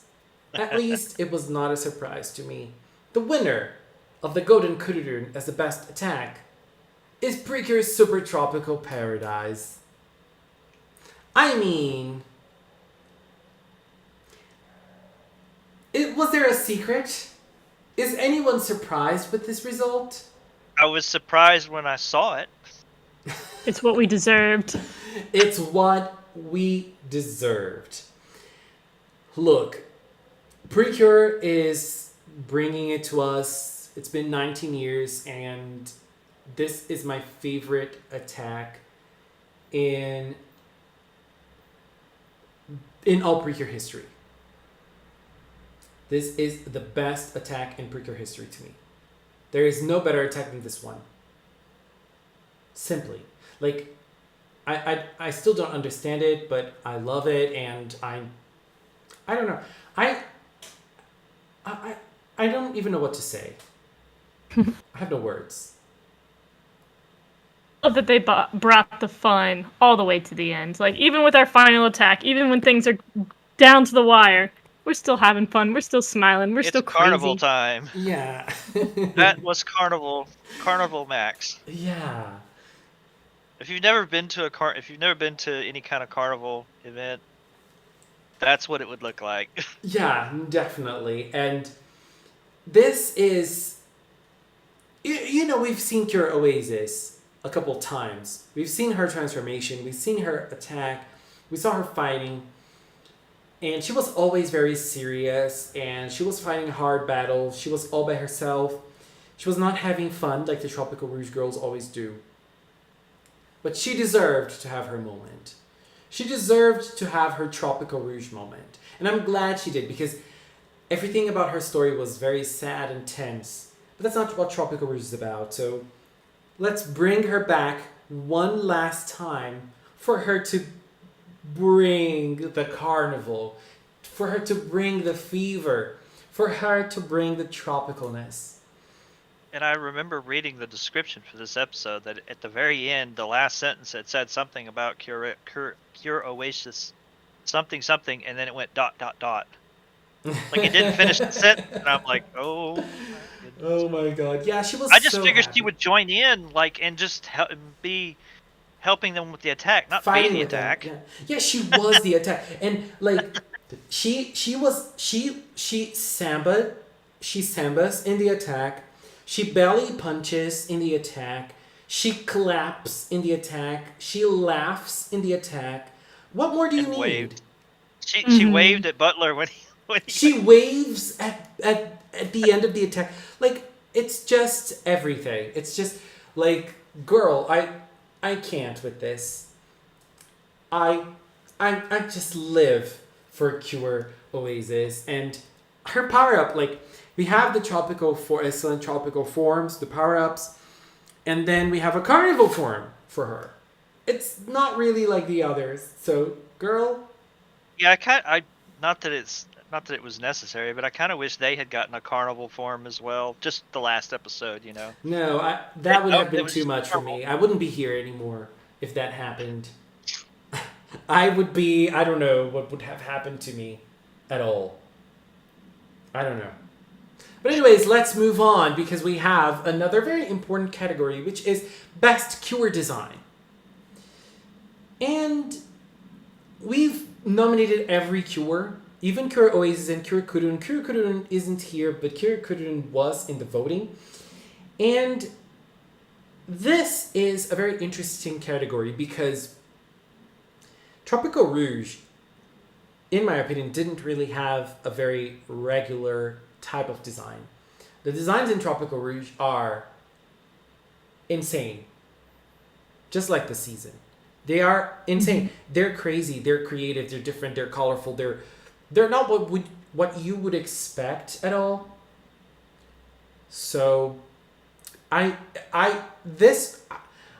didn't even remember who I voted for in this because they're also good. I love the designs of Tropical-Rouge.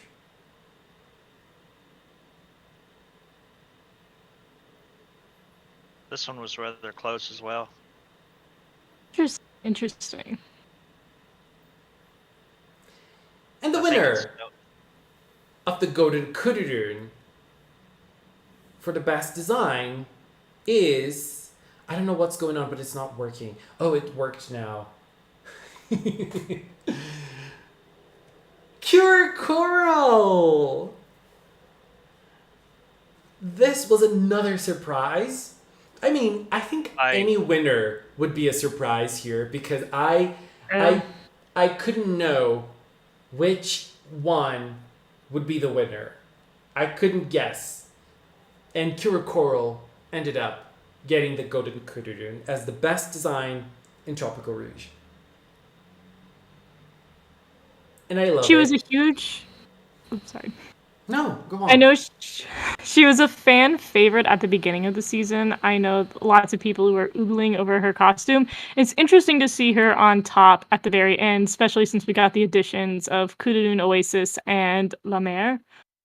But I absolutely adore her outfit. I really love that it's got like most of them have that sailor suit element to them, but it's just got this very cute sailor dress and then her little hat, man. Her little hat be sending me because it's so cute. It's so adorable. Well, Lemaire lost by one vote. No joke. Oh my! I was gonna say that was I think I voted for Lemaire, but I absolutely love Songos as well. And Flamingo was behind just a couple of votes as well. So when I say it was close, it was razor edge close. Damn it. And it's interesting, very interesting.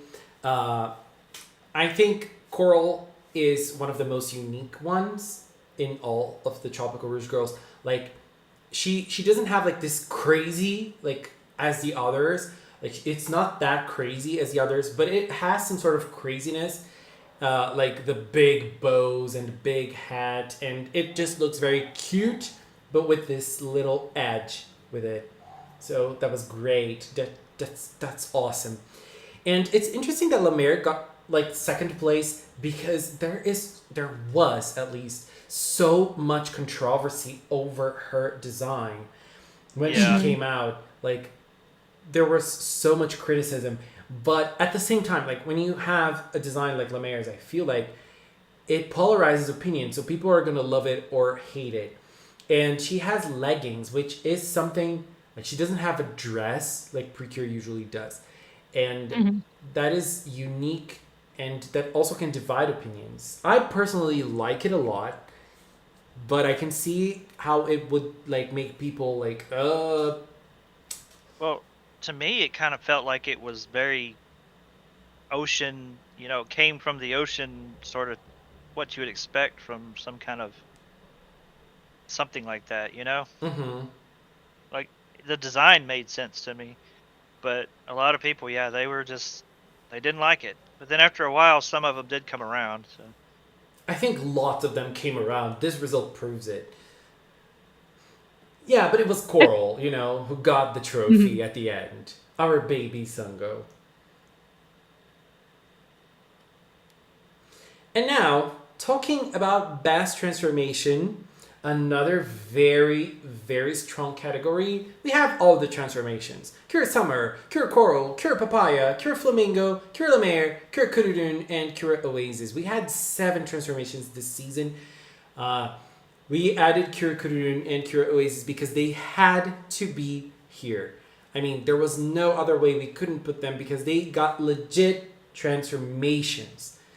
It was not like, I don't know, like a smaller transformation special cures get sometimes.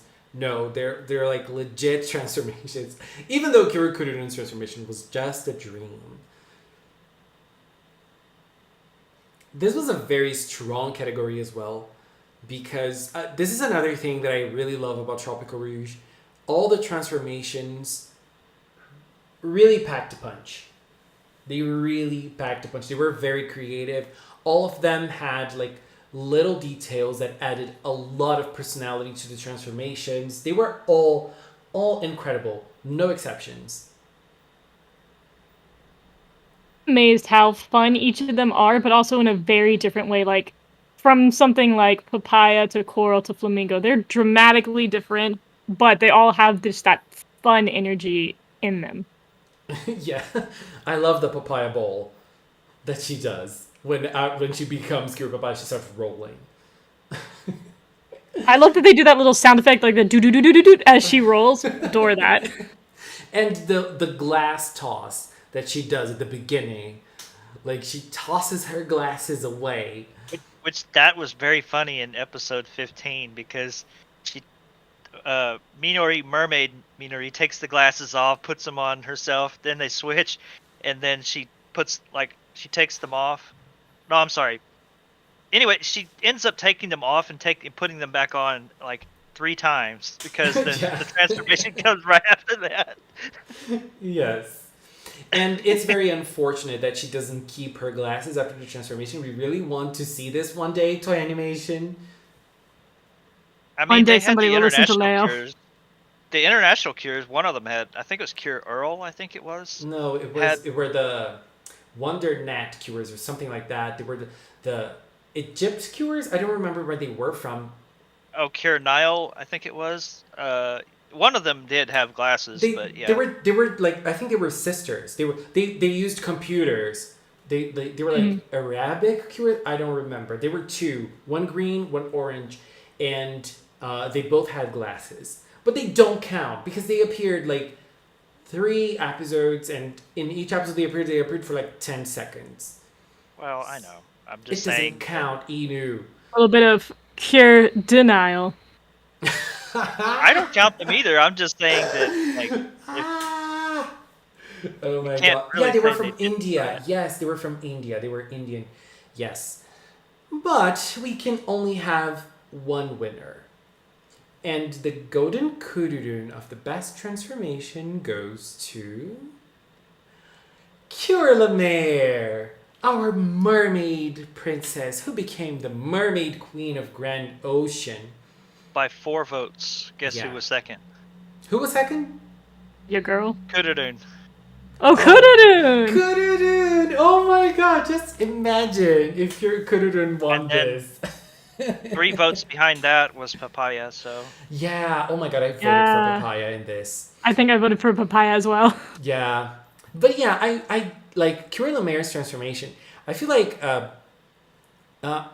she had like the prettiest transformation out of all of Yes. them, and like they really gave her the mermaid feel throughout the whole thing, and the princess feel that Laura Absolutely. had. Great. Hers was just so elegant and beautiful, and just she has all her sassy facial Yes. expressions the entire time. Oh, it was so Yeah. nice. And the way she painted her nails in the transformation, I love those shots Hmm. so much. And the final pose, like with the waves in the back, oh my god, it's so pretty. So, so, so pretty. She deserved that. Yep. Kudurun did not get the golden Kudurun. That's unfortunate. But yeah, Kira Lemire, Kira Lemire is the queen, so, you know, she deserves it, and she has lots of golden Kuduruns in her shelf already. She got one more. And now Now, we our got to finale. the last category of the night, which is the best episode. What was the strongest episode of Tropical-Rouge PreCure? We have episode 29, episode 33, episode 38, episode 44, and episode 46. This is another instance that the last episode is present. And Inu, thank you for not letting me finish the voting before the last episode aired.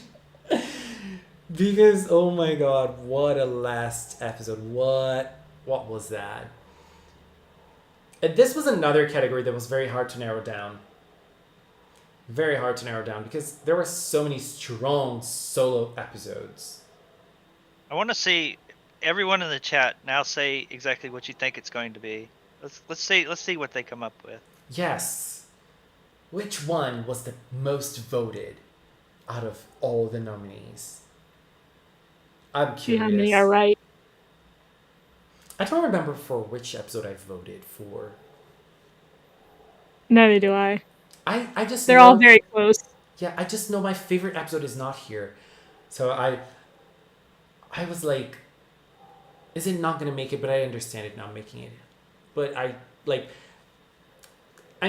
episode 29, as I said, PreCure movie right there.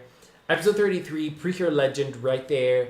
Episode 38, I feel like episode 38 is one of the best character episodes in PreCure. Even though it didn't win best character episode, it got episode 31 actually won that category.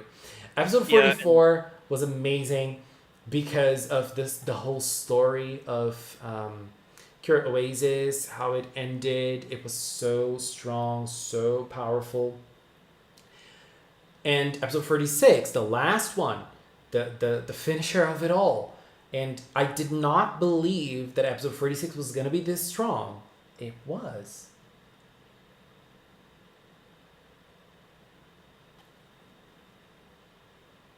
Okay, so let's see what it is. So we have Benjamin saying it's going to be episode 29, Anthony saying it's going to be episode 38, Celine 33, Tracy 29, Benjamin 29, Celine 33. Lindsay thinks it's 46, and Lindsay said, I love how it's also many emotional, heart-wrenching episodes, and then 33.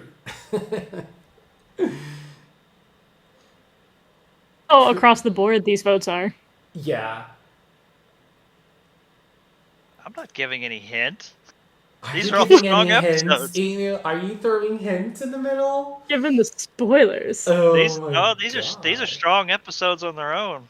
Yeah, they are. They all are. And now, the episode that was chosen as the best episode of Tropical-Rouge PreCure, and will get the last Golden Kudurun of the night, is... Drum roll. Episode 33! Viva! Tropica Shine in 10 stories.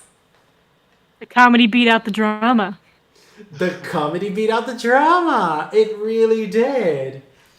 And there's something I need to say about this one. I don't remember if it was Anime News Network I think it was Anime News Network. One of their freelance writers said this was the worst episode in PreCure history. Oh.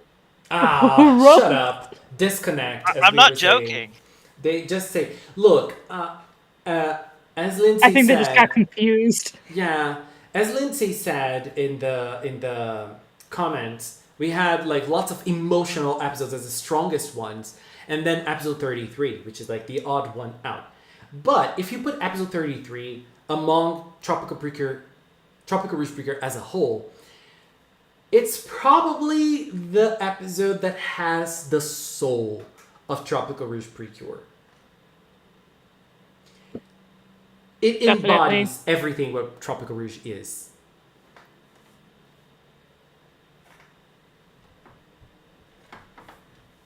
And I think, I know you keep showing these screenshots when they're little chibi looking things, but let's not forget the ultimate body switch was in. Yes. Yeah, and They're I wonder I've been how wanting this. one of those for so many years. I've been wanting a new one for so many years. They give us one, they're like, you know what? We're gonna supersize that. Yeah, exactly. We're not gonna just finish this in episode 15. No, there's gonna be more. And like I feel I really wanted to be inside the creative room when they decided to do an episode like this. Like I wanted to see how they came up with this because it I imagine everyone was laughing. definitely definitely like. How could you have a serious face and do this?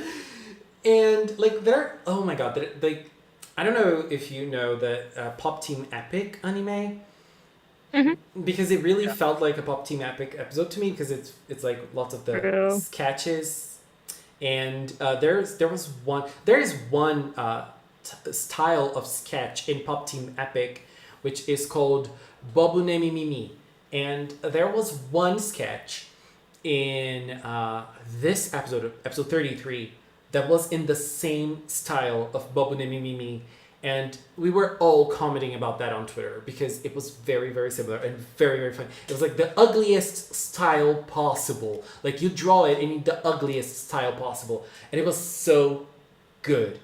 So good. And this episode, in my opinion, is PreCure history being written in front of our eyes, because this is another thing that's going to be remembered for years and years to come. Yeah, I see this one as like just one of those episodes that you're always gonna remember, like you remember like 42 for in Smile for now and Cure March, just one of those ones that you remember, period. Yeah. That you don't need to go look up. Yeah, and this episode even had hard catch PreCure. Oh yeah, yeah. That hard catch Love it. PreCure sketch. Come on. What was that? The girls watching the hard catch girls on YouTube, like. Yeah, giving them shade too. Even the voice actors, the Heart Catch voice actors were laughing at that. Yeah, and they were there. The voice actors were there as well. Like they voice acted the characters. Yeah, I imagine they had to do many takes when they were trying to do this episode. 'Cause I imagine there was too much laughing going on. Yeah. We need an outtake reel. Because all I hear is episode 33 and I just start laughing. I don't even have to look at it. What were your favorite moments of episode 33? Me? Yeah, both of you. The Asuka blowing up the earth was one. The Earth Yananeda. The lipstick samurai was the and of course the body switch. Body switch just takes all. What about you, T? Definitely the Jugamu. I have it's a special place in my heart since the Full Metal Alchemist bit with that. I saw that and I was like, oh my god, they're doing the thing! Oh yeah, Yeah. we talked about that. I remember now. Yeah, I love the Jugemu one is my favorite too, but I also love that one that they thought that like scary things were happening, and then like it was always something very stupid behind it. I love that. I loved that, and I also love one particular thing I love about this is the introductor of the episode was Minori, and she also ended the episode with a twist, saying like, "Oh, I have like there was a scary thing Yeah. happened. A scary thing happened. You thought there were 10 stories? There's 11. No, no, Yeah. no, no. They were 11. Like, Yeah, and I was when I watched the episode, I was like, "That's not 10, that's 11." And then she comes on and says it, and I was like, "Oh, so It that was was- intentional." it was awesome. Like and one thing I really love that it was Minori, because usually when you have those things, it's always the main character who's going to be the one who to introduce something, to talk about something.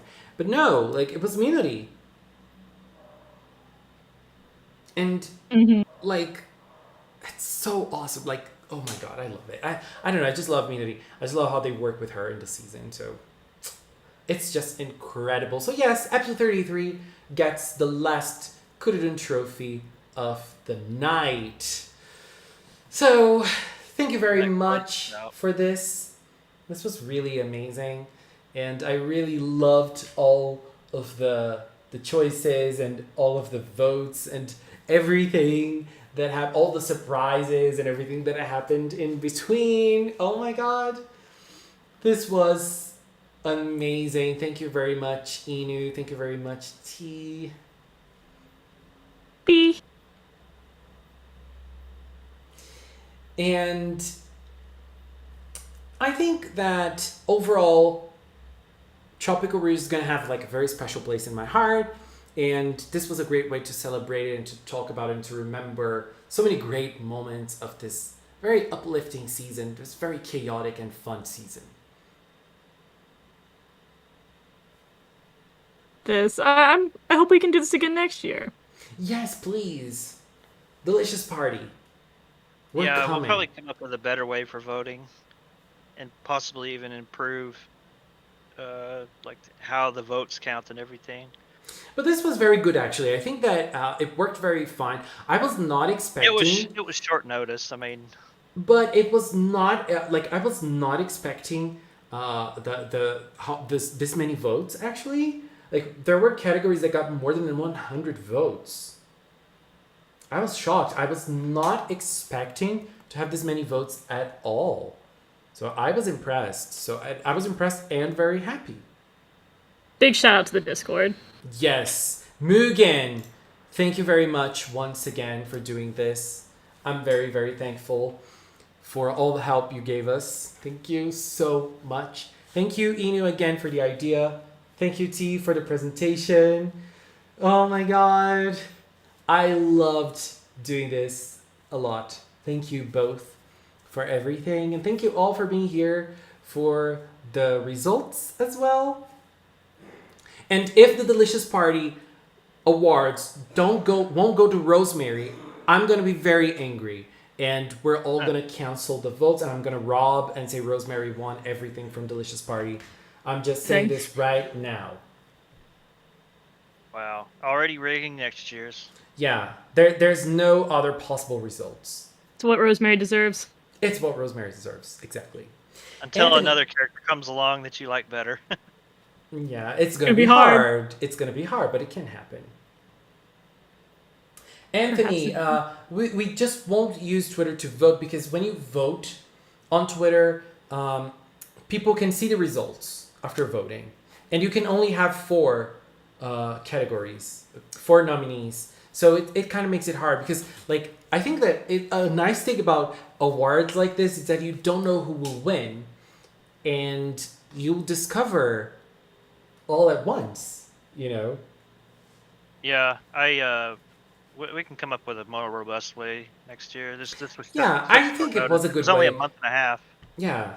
Oh, Magical asks, are we gonna use Kurudun again? I think that a golden Kurudun has to be the trophy. Always be the trophy. Tradition now. Yeah. Good. I mean, Kurudun stole our hearts. Stole our hearts in Tropical-Rouge. I love Kurudun so much. We didn't talk about Kurudun, but I'm gonna talk about Kurudun now because I need to. Kurudun is amazing. I love Kurudun. And I really loved that they just let Kurudun be Kurudun. It's so rare to have a mascot that is not like a god or has like the power of the universe stored in it. So it was very refreshing. Kurudun was very refreshing. the way it was. Anyways, everybody, thank you so much for being here. Inu, once again, thank you. Welcome. T, once again, thank you. Thank you. And we are going to say goodbye with a chant. Are we the new Bondru gang? I think we can be. So, let's do this. It's never gonna get old. Let's do the Bondru thing. Let's go. 3, 2, 1. Bondru! Inu, Yay! I didn't hear anything from your corner. Inu, come on. I'm the one that's marked out right now. Oh my god, Inu. I'm so disappointed in you. I just wanted to see if you would do it. Shut up! We hate you. But yeah, we're gonna finish the Cinnawards with a phrase from Mugen, who said, "It's going to be impossible to out Kururun. Bye bye! Bye. Bye bye.